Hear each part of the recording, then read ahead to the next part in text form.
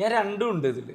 ആ ഈ പറയുന്ന പോലെ മിക്സ്ഡ് ആയിട്ടാണ്. അതായത് ചില ആളുകൾ ഇങ്ങനെ ചിതറി നിൽക്കുന്ന സ്ഥലത്തേക്ക് നമ്മൾ പെട്ടെന്ന് അറ്റൻഷൻ സീക്കാൻ ഒച്ചയെടുത്ത് നമ്മളെ അവരിലേക്ക് കൊണ്ടുവന്ന് ഇരുത്തിയതിന് ശേഷം ഈ പറയുന്ന ഫിലോസഫിയും സാഹിത്യവും കൂടി മിക്സ് ചെയ്ത് ഡയലോഗ് ഇങ്ങനെ പറഞ്ഞിട്ട് അതൊരു സെക്ഷൻ.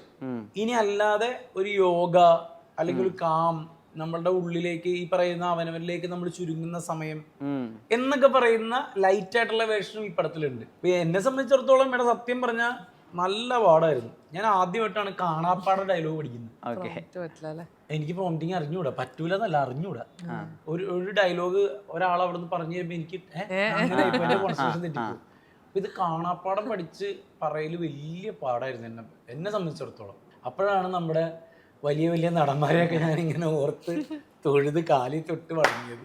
നീ ചിന്തിച്ച ഇന്ത്യ, നീ കണ്ട ഇന്ത്യ അല്ല ഇന്ത്യ. എങ്ങനെയാണ് അതൊക്കെ പറയുന്നത്?